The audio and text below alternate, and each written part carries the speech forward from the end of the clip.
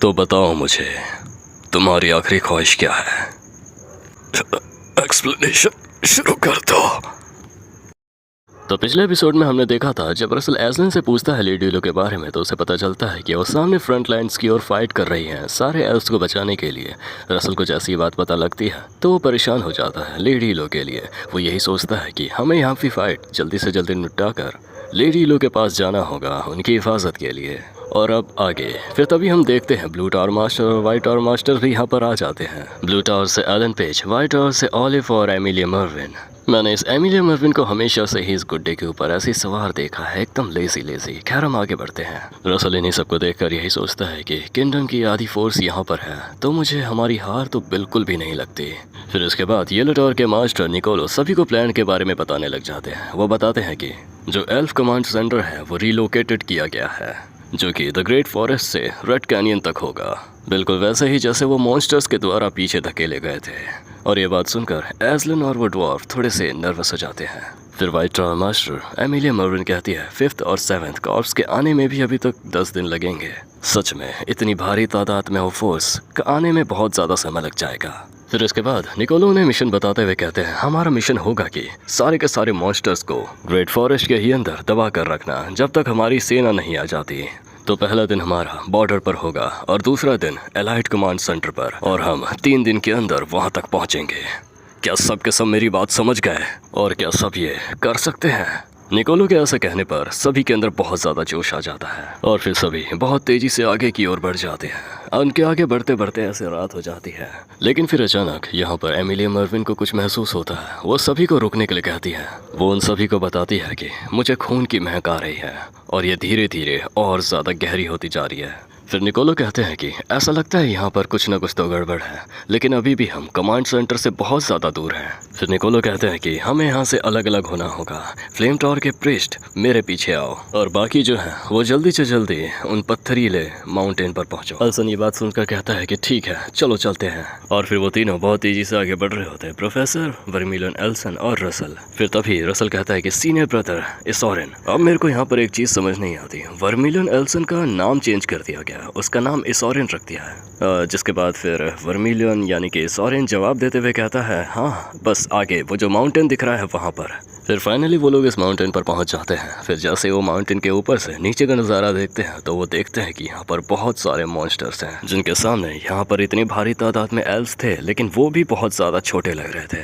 फिर हम इधर नीचे देखते हैं यहाँ पर कुछ पंछी सिपाही और एल्फ्स उन मॉन्स्टर का सामना कर रहे होते हैं। वो उन मॉन्स्टर्स पर पत्थर से हमला करने की कोशिश कर रहे थे और यहाँ पर सभी वॉरियर एल्फ्स अपने हाथों में क्रॉस एरो लिए हुए उनके सर पर निशाना लगाने की कोशिश कर रहे थे। वो कह रहे थे कि उनके सर पर निशाना लगाना चाहिए जिससे कि वो एक बार में खत्म हो जाए। हालांकि ये सभी एल्फ्स बहुत ज्यादा जख्मी हालत में दिख रहे थे। ये बार बार यही प्रे कर रहे थे आत्मा की शक्ति हमारी रक्षा करें। यहाँ पर सभी पूरी अपनी जान और जोर लगाकर उन मॉन्स्टर से लड़ रहे थे। और यहाँ इस तरफ रसल यही सोच रहा था कि ये तो हाइड्रा की आर्मी से भी ज्यादा तादाद में है। सच में इतनी ज्यादा भयंकर तादाद में ये मॉन्स्टर्स। फिर निकोलो अपनी मैजिकल पावर का इस्तेमाल करते हुए माउंटेन्स को रॉक में बदलकर बहुत ज्यादा पावरफुल तरीके से इन मॉन्स्टर्स पर बरसा देते हैं। और मुझे इनकी मैजिकल पावर काफ़ी ज़्यादा अच्छी लगी क्योंकि इनके मैजिकल पावर के जो इफेक्ट्स हैं वो पर्पल कलर में हैं जो इस जादुई शक्ति को और ज़्यादा पावरफुल दिखाते हैं। फिर इस ओर हम देखते हैं जहाँ पर वर्मिलियन, एल्सन, रसल और प्रोफेसर खड़े होते हैं। वहाँ के हवा में कुछ चेंजेस होने लग जाते हैं, ग्रीन कलर के इफेक्ट्स दिखाई देते हैं और वो इसलिए आखिर यहाँ एमिलिया मर्विन अपनी मैजिकल पावर का इस्तेमाल कर रही होती हैं। फिर वो अपने एक हाथों से अपनी मैजिकल पावर का इस्तेमाल कर एक बहुत बड़ा टॉर्नेडो क्रिएट कर देती हैं जिससे कि वो मॉन्स्टर्स उसके टॉर्नेडो के लपेटे में आ जाते हैं। और ये है रॉयल कैपिटल के 4 टावर मास्टर की असली ताकत। और ये सब देखते हुए वर्मिलियन, एल्सन कहते हैं वही सब के सब मॉन्स्टर्स को मार गिराएंगे और हम यहाँ पर खड़े होते होते देखते रहेंगे। ये तो सही नहीं है ना, क्यों? मैंने सही कहा ना भाइयों? जिसके बाद रसल अपनी मैजिकल पावर को तैयार करते हुए कहता है हम तो इसके लिए हमेशा से ही तैयार थे।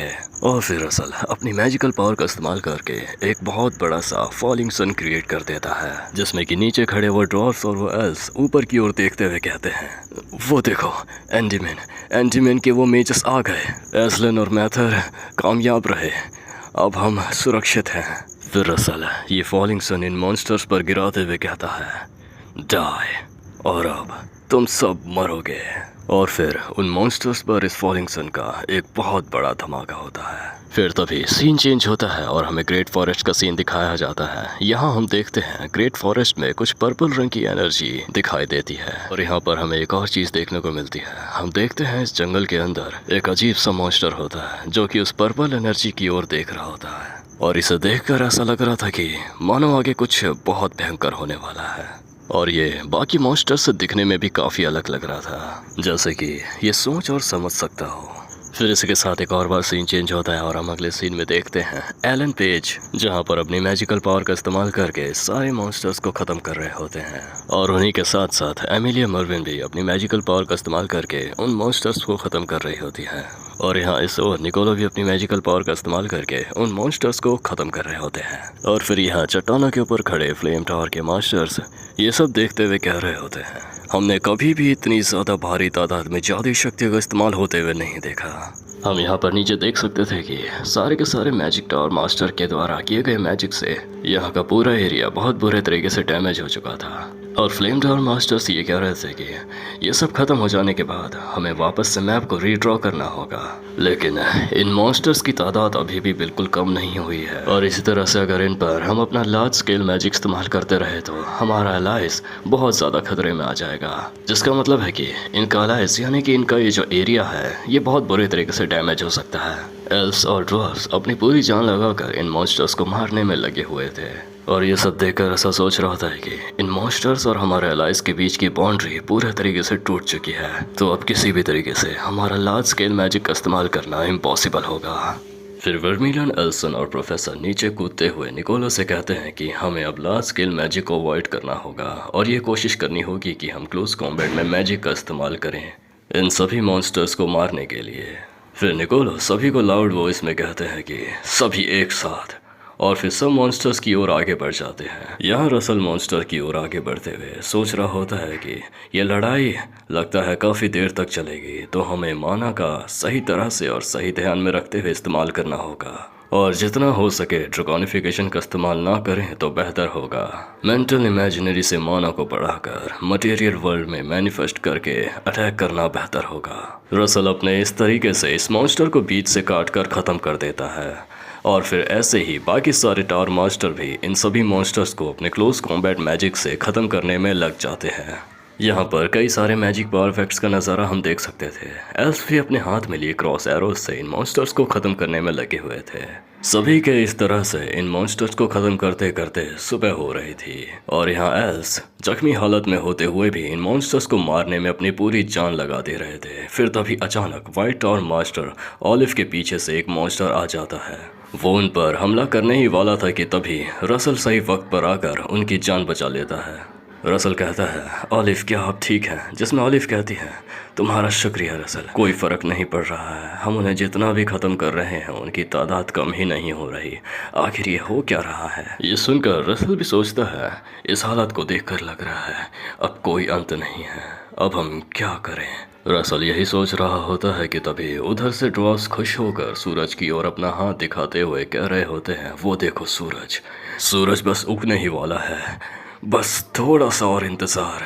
और ये सब देखते हुए वर्मिलन कहते हैं, आखिर ये सब ऐसा क्यों रिएक्ट कर रहे हैं, भला ये सूरज क्या करेगा? फिर प्रोफेसर कहते हैं, ये मॉन्स्टर्स अभी भी मरे नहीं हैं, तो लगता नहीं है कि सूरज उन पर कुछ इफेक्ट भी करेगा। फिर तभी हम देखते हैं कि वो मॉन्स्टर सूरज को देखकर बहुत बुरी तरह से डर जाते हैं और वापस जहाँ से आए थे उस ओर तेजी से निकल जाते हैं। और ये देखकर रसल सोचता है, वो वापस लौट रहे हैं, क्या इसका मतलब है कि उनकी कमजोरी सूरज है? यहाँ इस ओर एमिलिया भी कहती है, आखिर ये हो क्या रहा है? द निकोलो कहते हैं, मुझे भी कुछ समझ नहीं आ रहा, बट अब लगता है कि सिचुएशन पहले से थोड़ी ठीक है, अब हम थोड़ा रिलैक्स कर सकते हैं। फिर हम देखते हैं सभी ड्वार्फ्स और एल्फ्स जो जख्मी थे उन्हें हील करने लग जाते हैं।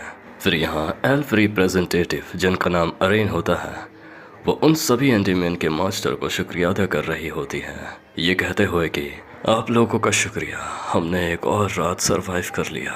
फिर वो ड्वार्फ और उसका साथी भी कहते हैं, हम ड्वार्फ्स आपका ये एहसान कभी भी नहीं भूलेंगे, आपका बहुत बहुत शुक्रिया।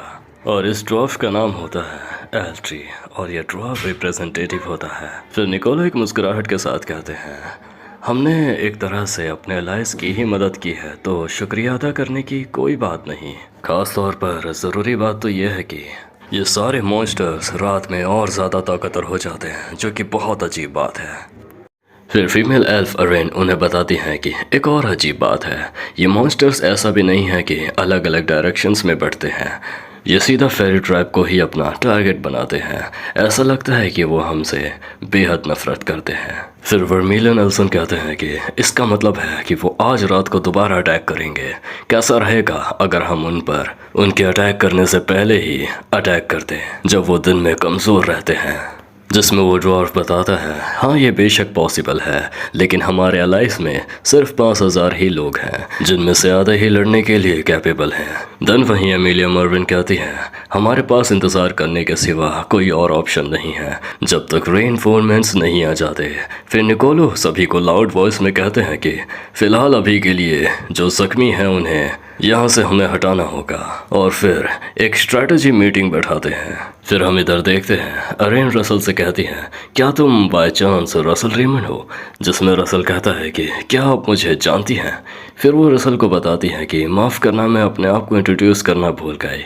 मेरा नाम अरेन है, वाइट राष्ट्रीय ट्राइब की चीफ और एक एल्फ मियनियर, और इसी के साथ साथ मैं ईलो की माँ हूँ। रसल उन्हें देख यही सोचता है, ओह तो ये है ईलो की मदर। फिर वो ग्रीट करते हुए रसल से कहती है, आमतौर पर तो हम अपने मेहमान का अच्छे से रिस्पेक्ट के साथ स्वागत करते हैं, पर जैसी अभी सिचुएशन है उसे देखते हुए हम आपसे यही चाहेंगे कि आप हालात को समझें। फिर रसल कहता है, अरे कोई बात नहीं, ज़रूरी बात तो यह है कि ईलो एल्फ कहाँ पर है। फिर अरेन रसल को बताती हैं कि एल्फ ईलो वो आज से कुछ दिन पहले यहाँ पर थी। ईलो को जैसे ही फेरी ट्री ट्राइब के बारे में पता चला कि वो खतरे में है, वो तुरंत वहाँ चली गई उनकी रक्षा करने।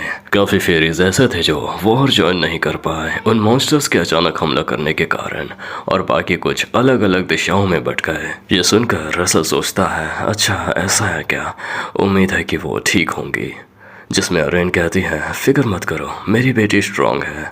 देन इसके बाद हम देखते हैं यहाँ पर निकोलो को पता चलता है कि अरेन मैनियर है। अब मैनियर उसे कहा जाता है जो सारे एल्फ ट्राइब की टीम लीडर हो या हेड हो, जिन्हें हाई स्टेज एल्फ्स माना जाता है, और ऐसा भी कहा जाता है कि उनके कंट्री में ऐसे सिर्फ 5 ही हैं। फिर ऐसा सोचता है, इस बात में कोई शक नहीं है कि वो वाकई में खास हैं। फिर उधर से निकोलो कहते हैं, फिर तो मैं अपनी पूरी लाइफ एल्फ मेन्यू से ही मिलते रहना चाहूँगा। फिर एमिलिया मर्विन भी कहती हैं, ये बहुत सौभाग्य की बात है कि मैं आपसे मिल रही हूँ सर, मैम। एमिलिया मर्विन बहुत नर्वस और थोड़ी सरप्राइज थी, क्योंकि वो आज से पहले इंसानों के अलावा किसी से नहीं मिली थी, इसीलिए उससे ध्यान से बोला भी नहीं जा रहा था, और एमिलिया को ये भी नहीं समझ आ रहा था कि वो अब आगे क्या बोले। जिसमें फिर अरेन ग्रीट करते हुए कहती है, कोई बात नहीं, मुझे भी इंसानों से बात करने की आदत नहीं है, तो तुम्हें इतना हार्ड कोशिश करने की ज़रूरत नहीं, इट्स ओके।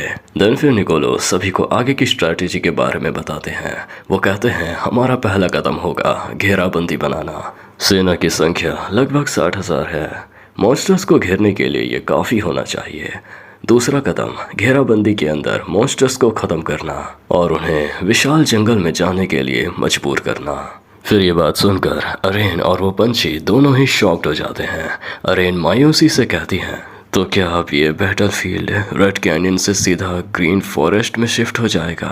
और उन्हें ऐसा कहता देख रसल सोचता है कि ग्रेट फॉरेस्ट सिर्फ और सिर्फ उनका घर ही नहीं है, वो एक ऐसी खास फेरी ट्राइब है जो कि गॉड्स के द्वारा ब्लेस्ड की गई है। अगर बैटलफील्ड बदलता है तो ग्रेट फॉरेस्ट में काफ़ी नुकसान होने की संभावना है। अगर ग्रेट फॉरेस्ट का थोड़ा सा भी हिस्सा डैमेज होता है तो उसे पहले जैसा बनाने में, यानी कि ठीक करने में काफ़ी ज़्यादा समय लग जाएगा। देन फिर निकोलो कहते हैं, इस चीज़ को तो नाप पाना कि ग्रेट फॉरेस्ट कितना डैमेज होगा ये तो हमारे बस में नहीं है, लेकिन हाँ एंडीमैन उसे वापस ठीक करने की जिम्मेदारी लेता है, और हाँ तब तक फेरी ट्राइब को एक घर देने का भी जिम्मेदारी लेता है। फिर अरेन एल्फ कहती है, ये थोड़ा सा दुख भरा है लेकिन कोई बात नहीं।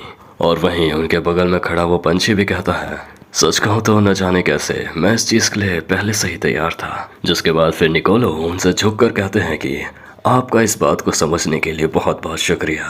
हम अपनी तरफ से पूरी यही कोशिश करेंगे कि ग्रेट फॉरेस्ट को कम से कम डैमेज हो। फिर तभी वो सोल्जर कहते हैं, कमांडर उधर से कोई उड़ता हुआ आ रहा है। क्या वो कोई किसी तरीके का मॉन्स्टर है?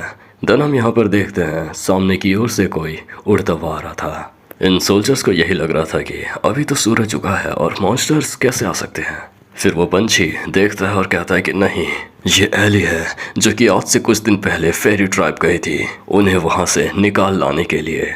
देन हम यहाँ पर देखते हैं एली बहुत बुरे तरीके से जख्मी हालत में होती है। वो अच्छे से उड़ भी नहीं पा रही थी कि तभी वो नीचे गिरने लग जाती है। फिर वो पंछी उसे अपनी गोद में ले लेता है और कहता है क्या तुम ठीक हो? जिसमें फिर एली सिर्फ इतना कहती है कि सिल्वर हेयर सेंटिनल खतरे में। और ये सुनकर रसल बहुत शॉक हो जाता है क्योंकि वो लेडी ईलो की बात कर रहा था। साथ ही साथ लेडी ईलो की मदर अवेन भी बहुत शॉक्ड हो जाती है। फिर तभी निकोलो रसल से कहते हैं कि रसल, तुम उसे जानते हो जो कि अभी खतरे में है, तो क्या तुम जल्द ही उस ओर जाओगे उनकी मदद करने के लिए? रसल जवाब देते हुए कहता है कि हाँ बेशक। फिर वर्मिला नेल्सन भी कहता है कि मैं भी तुम्हारे साथ जाऊंगा। देन अमीलिया मर्विन ऑलिव को कहती है तुम लोगों के साथ व्हाइट टावर की सर्च मैजिक भी काफी ज्यादा मदददायक होगी, तो इसीलिए ऑलिव तुम इन लोगों के साथ जाओगे। और यहाँ इस ओर अरेन एजलन से कहती है एजलन तुम एक लौते हो मैं जिस पर भरोसा कर सकती हूँ। जिसमें एजलन जवाब देते हुए कहता है आप बिल्कुल फिक्र मत करिए, लेडी ईलो वापस सुरक्षित ही लौटेंगी।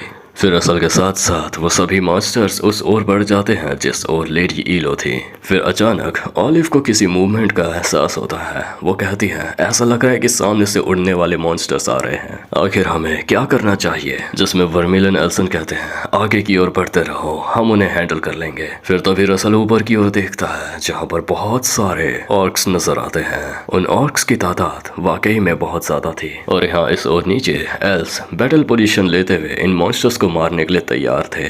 फिर तभी हम देखते हैं रसल अपनी मैजिकल पावर रेड लाइटनिंग और चेन एक्सप्लोजन से इनमें से कई सारे ऑक्स को वहीं पर जलाकर राख कर देता है। मतलब जलाकर राख तो नहीं करता, लेकिन इन पर यह लाइटनिंग अटैक कर देता है जिससे कि वो जलकर पूरे तरीके से काले हो जाते हैं और नीचे गिरने लग जाते हैं। और उन ऑक्स को ऐसा जलता हुआ नीचे गिरते हुए देख ऑलिव यही सोचती है कि इतने भयानक ऑक्स को इतने आसानी से टेक डाउन कर देना, हम दोनों ही टावर लॉर्ड लेवल पर हैं, लेकिन हम दोनों के बीच में इतना ज्यादा डिफरेंस। फिर उनके पीछे वर्मिला नेल्सन जमीन में एक धमाके के साथ कूदते हुए अपने हाथों में अपनी मैजिकल पावर अप करते हुए कहते हैं अब मैं सब कुछ तो अपने छोटे भाई पर नहीं छोड़ सकता ना। और फिर इसी के साथ वो अपने हाथों से बहुत ज़्यादा पावरफुल अटैक इन ऑक्स पर कर देते हैं, जिससे कि कई धमाकों के साथ उनमें से आधे ऑक्स मर जाते हैं। और ये देखते हुए रसल मन ही मन यही कहता है कि सच में आप मेज हैं या फिर एक मार्शल आर्टिस्ट हैं बड़े भाई। और यहाँ पर मिलन एल्सन उन ऑर्क्स की ओर ऐसे ही देख रहे होते हैं जहाँ पर उन्हें अपने मैजिकल पावर से धमाका किया था। लेकिन तभी अचानक चट्टानों के पीछे से और ऑर्क्स आ जाते हैं और वर्मिला नेल्सन ये देखकर कहते हैं अरे यार शिट, मुझे लगता है मैंने तो इन्हें और भड़का दिया, ये तो और ज्यादा तादाद में आ रहे हैं। फिर रसल कहता है कि चलो कोई बात नहीं, चलो इन्हें एक साथ हैंडल करें। फिर उन ऑर्क्स पर एरोस का हमला होता है और यहाँ नीचे वो एल्फ्स होते हैं जिन्होंने ये हमला किया होता है। वो उन्हें कहते हैं कि आप लोग यहाँ से जाइए, हम इन्हें हैंडल कर लेंगे। फिर वर्मिला नेल्सन आगे बढ़ते हुए उनसे ये कहते हुए जाते हैं कि ठीक है, हम ये तुम लोगों पर छोड़ते हैं, दोबारा जल्दी ही मिलेंगे। देन हम देखते हैं वो तीनों अपनी और भी ज़्यादा दुगनी स्पीड से आगे की ओर बढ़ते जा रहे थे। और रसल आगे बढ़ते हुए यही सोच रहा था कि ईलो बस कुछ देर और सुरक्षित रहिएगा। फिर तभी इस ओर हम देखते हैं एल्फ्स के द्वारा गया बनाया ये बैरियर पर मॉन्स्टर्स बहुत ज़ोरों शोरों से हमला कर रहे थे। यहाँ पर एल्फ्स अपनी पूरी जान लगाकर इन बैरियर्स को मजबूती दे रहे थे जिससे कि मॉन्स्टर्स उन तक ना पहुँचे। यहाँ ये एल्फ्स सोच रहे थे कि कुछ ही देर में सभी का माना ख़त्म होने वाला है, क्या हम सूरज उगने तक इन्हें रोक पाएंगे? प्लीज़ रीइंफोर्समेंट्स जल्दी से आ जाएं। वो एल्फ ऐसा सोच ही रही थी कि तभी उसकी नज़र दूसरी ओर जाती है जहाँ पर वो देखती है उनके बैरियर को तोड़कर एक मॉन्स्टर अंदर घुस आया है। वो आधे तरीके से अंदर घुस आया है। वो सभी कहते हैं बैरियर टूटने लगे हैं, जल्दी इन्हें अंदर आने से रोको। फिर वहीं उनका बैरियर टूट जाता है और वो मॉन्स्टर बहुत भयानक तरीके से अपना मुंह खोलकर उस बच्ची एल्फ पर हमला कर देता है। और यहाँ इस ओर लेडी ईलो अपने हाथों में वो मैजिक एरो लिए हुए जादुई शक्तियों का मंत्र बोलते हुए इस मॉन्स्टर पर ये एरो छोड़ने वाली होती है। वो कह रही होती है वायु की शक्ति यूरस, मुझे अपनी स्ट्रेंथ सौंप दे। और फिर वो अपना एरो छोड़ते हुए कहती है गस्ट एरो, जो कि इनके इस अटैक का नाम होता है।